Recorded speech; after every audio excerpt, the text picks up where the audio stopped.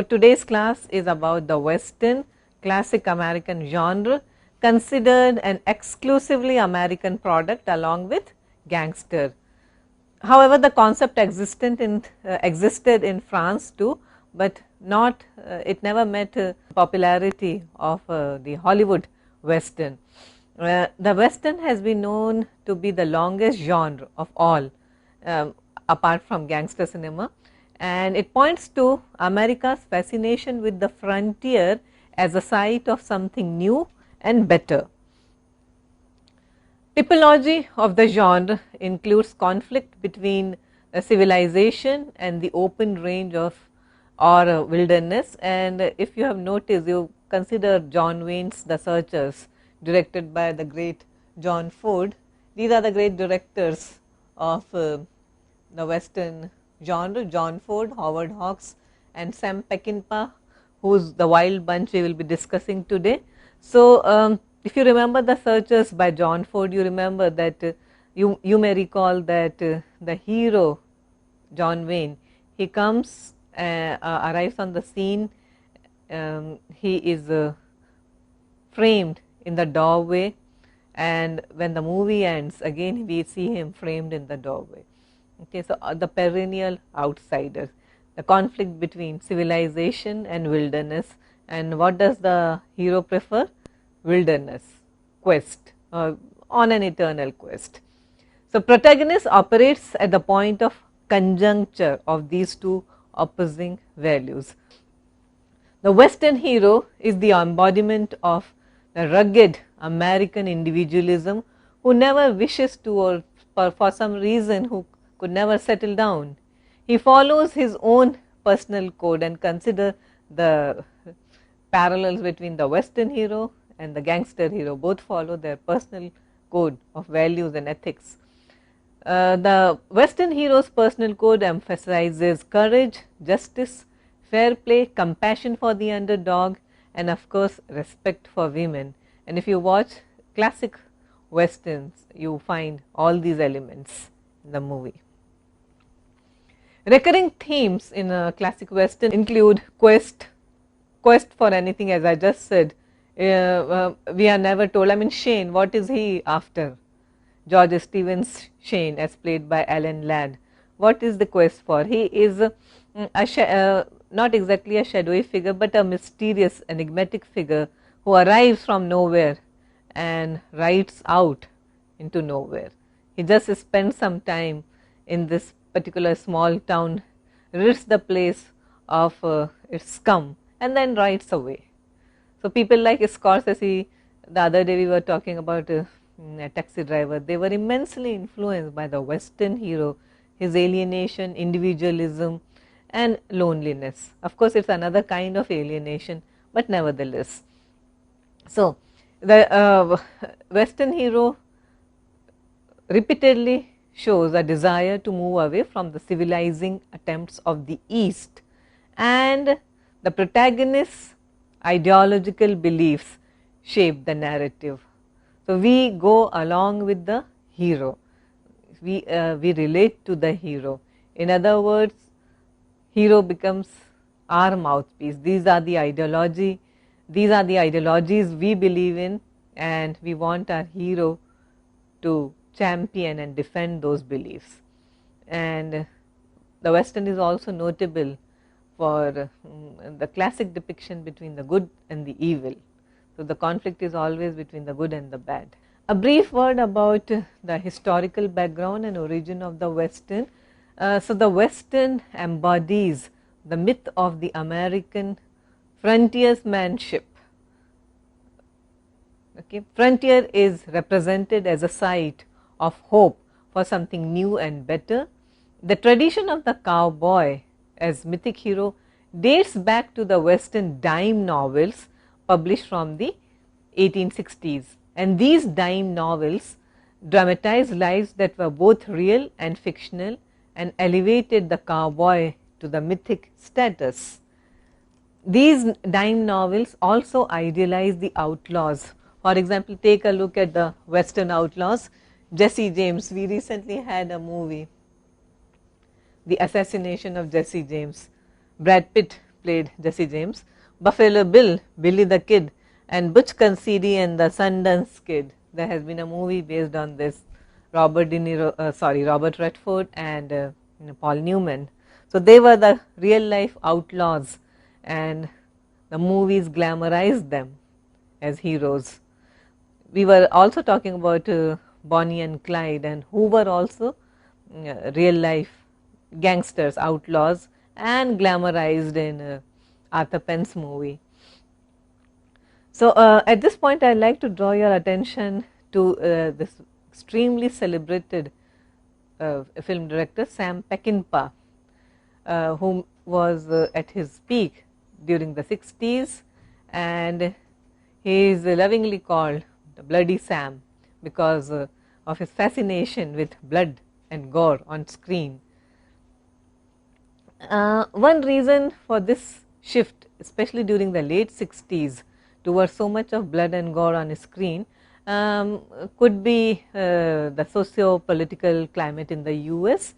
We were talking about the assassination of JFK, Martin Luther King, and also Robert F. Kennedy. So, three major political assassinations, Vietnam War and the strong anti-war feelings, a Watergate scandal, and all these things expose the myth of the American pioneering spirit. Cinema reflects these things. So, Sam Peckinpah, the Picasso of violence, celebrated for the cinema of Ballad of Bullets. So, there is plenty of bullets and bloodletting in Bloody Sam's movies, and Peckinpah's movies generally reflect the air of pessimism, suspicion and betrayal. So, Western also combining the elements of noir. Peckinpah's contribution is that he brought the traditional Western into the gloom of a modern ironic age. When we talk about noir and neo-noir and classic noir, and somewhere in between is Sam Peckinpah. So, he combines the traditional Western and the noir elements with the then contemporary beliefs, and gives a very modern and ironic edge to his films. He achieved a fusion of the Western myth and the existential heroes, and he is an inspiration. The other day we were talking about Martin Scorsese. So, he is an inspiration for Scorsese, Tarantino and Robert Rodriguez, especially with his fascination for blood and gore and depiction of extreme graphic violence on screen. His movies are critique of violence. He felt that people have become inured to violence, immune to violence because of the commercials shown on television screen, the amount of violence on television screen, and there was a need to sensitize people through a heightened stylized violence, and that is what Peckinpah aimed to do. Almost a Hemingwayesque figure, he had seen action, flown planes, ridden horses. So, he was a very glamorous, very charismatic character himself. He was an adventurous spirit and believed in the heroic code in the American cinema. He considered religion as a repressive idea, and most of his movies present him as an elegist for America, so an American elegist. One of his famous movies is Pat Garrett and Billy the Kid, 1973, and you find extreme violence, abundance of it, male camaraderie and ritualistic killings on screen, plenty of macho posturing and whiskey guzzling scenes. And it is interesting to note that even kids in Peckinpah are quite violent. It is a town full of kids who amuse themselves by swinging on the hangman's noose. So, Pat Garrett is an anguished lament for the West which is gone forever and will never come back, and the characters acknowledge their end in the West's decline. You would be interested to know that Bob Dylan wrote a song, Knocking on Heaven's Door, for this particular film.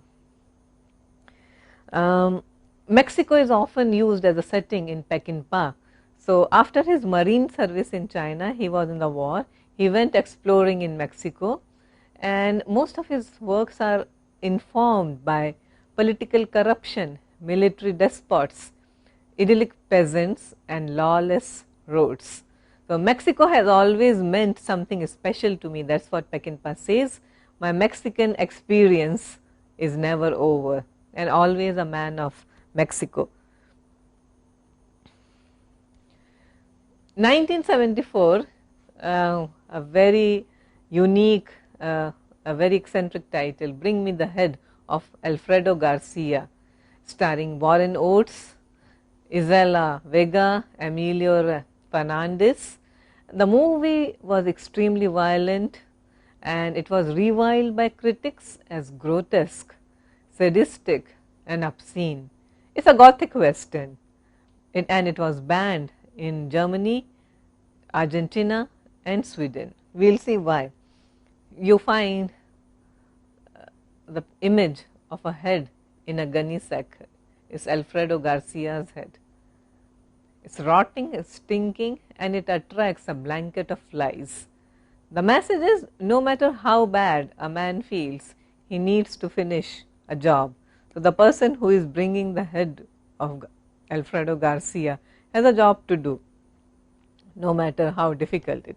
So, doing one's job, however repellent that job may be, is one of the defining features of Sam Peckinpah.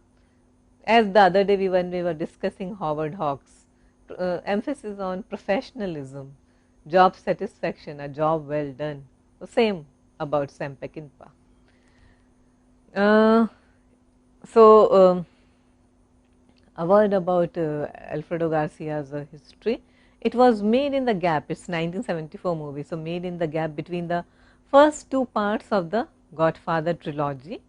Both it and Godfather First conclude with baptism services. In the Godfather, the first part 1972, the liturgy was neat with the famous montage. We have been talking about the montage scene in the Godfather when we were discussing the movie as a canonical text.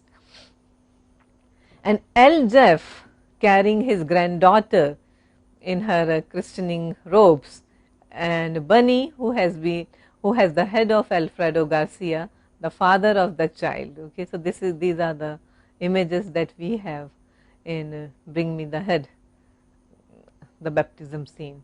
So there are no neat ends and no redemption, no satisfactory closure in Alfredo Garcia. The Wild Bunch.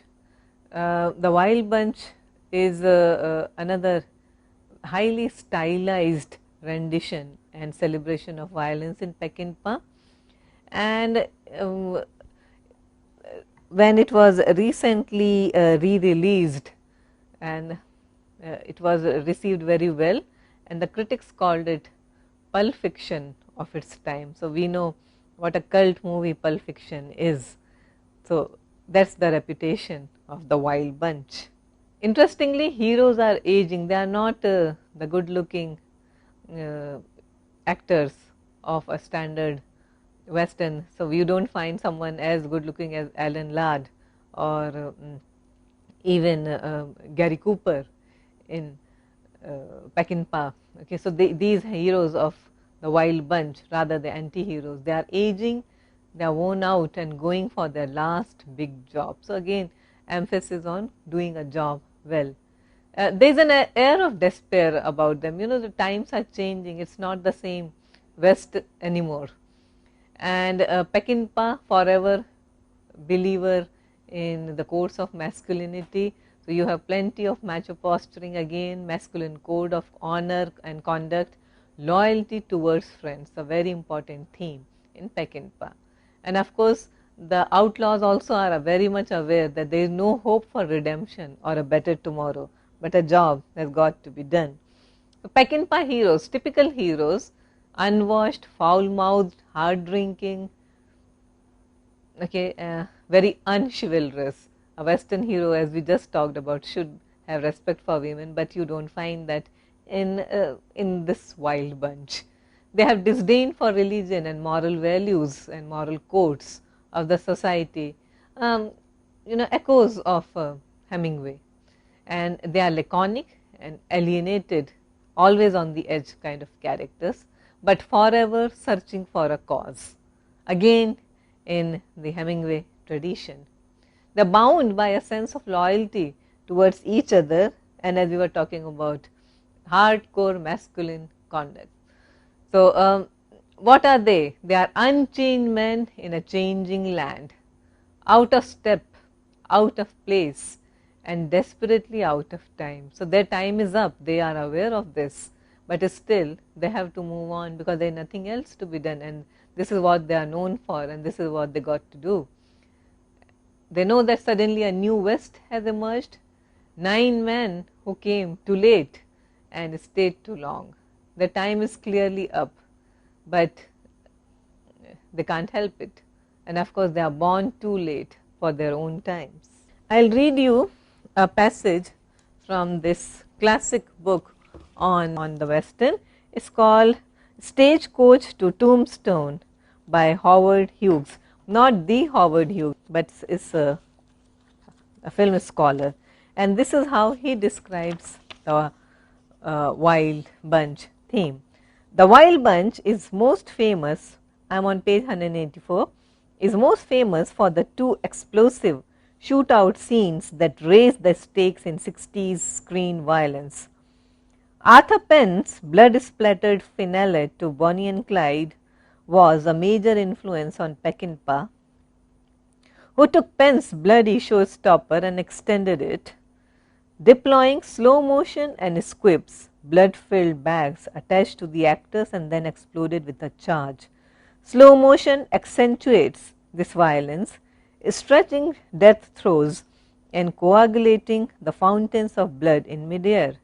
This is intercut with footage cranked at normal speed, creating surreal imagery. For the Starbuck ambush, there were 230 people and 56 horses on set. Peckinpah's orchestration of the pandemonium is inspired with the bounty hunters picking off the outlaws as they try to reach their horses. The bunch use members of a temperance parade as human shields and blast their way out of town, while bystanders are trampled under horses' hooves and mown down in the ferocious crossfire. So, this is what these people are, ruthless killers and extremely cruel. They would not stop at anything in order to attain their goal. I read further. The strongest theme in the wild bunch is the aged outlaw's place in a rapidly modernizing world during the terror reign of General Huerta between February 1913 and July 1914. Posters stated, unchanging men in a changing land.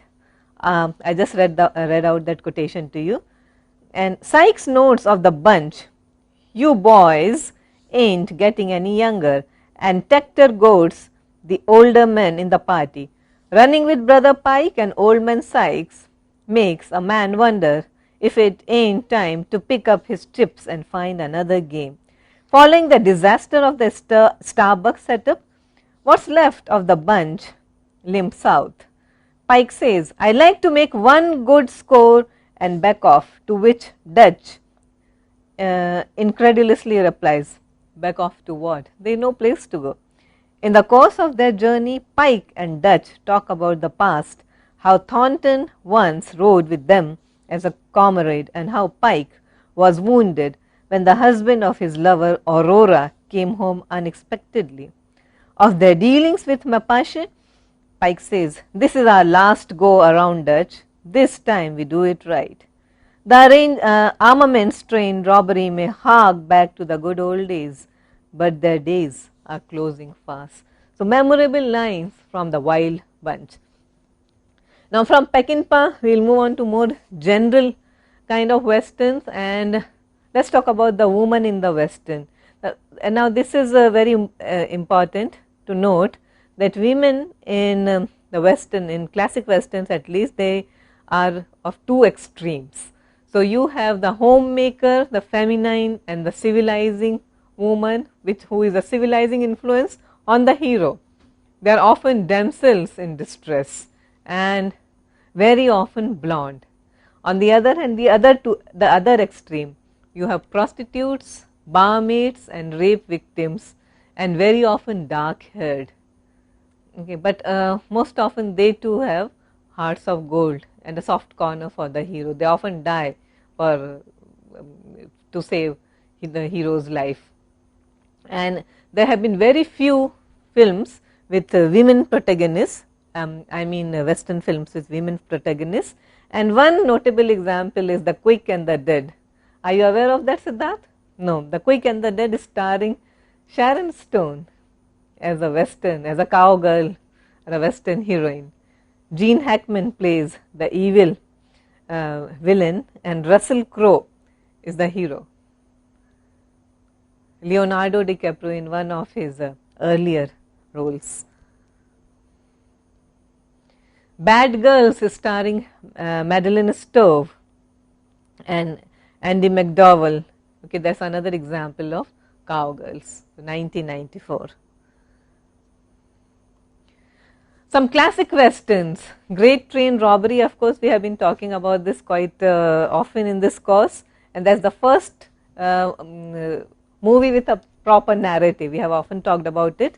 Then Billy the Kid, 1941, Buffalo Bill, 1944, Stagecoach, My Darling Clementine, Red River, and this was directed by Howard Hawks, starring John Wayne and Monty Clift. The Man Who Shot Liberty Valance, Shane, George Stephens, Shane is starring Alan Ladd. Duel in the Sun, this is Gore Vidal picture with Gregory Peck. High Noon with Gary Cooper and Grace Kelly.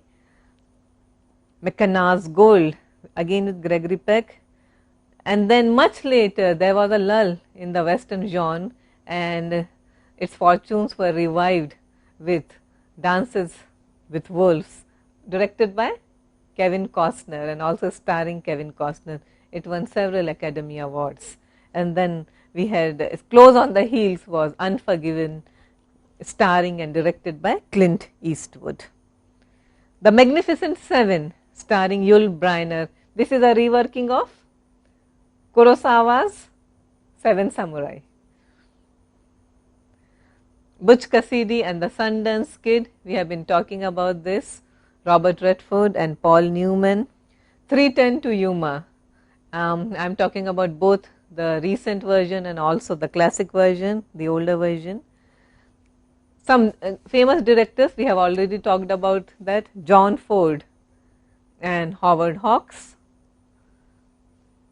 And actors, John Wayne is the supreme leader of the pack, followed by people like Howard Keel, Alan Ladd, Yul Brynner, Gregory Peck, Robert Mitchum, Gary Cooper, and later on Clint Eastwood.